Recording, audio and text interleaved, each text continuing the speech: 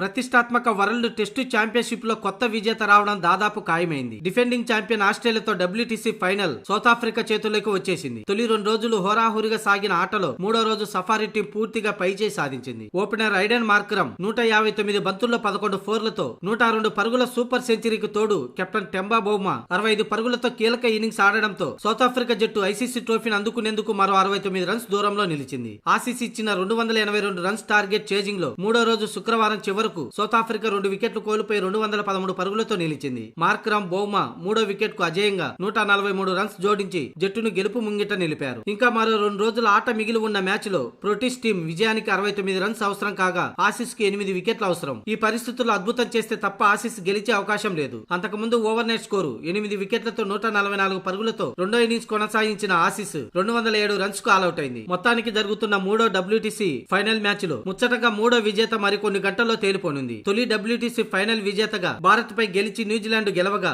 ఇక రెండోసారి భారత్ పైనే ఆస్ట్రేలియా గెలిచి WTC గద గెలుచుకుంది. ఇక ఇప్పుడు 3వ టైటిల్ ని సౌత్ ఆఫ్రికా గెలుపు కోసం మరో 69 రన్స్ దూరంలో నిలిచింది.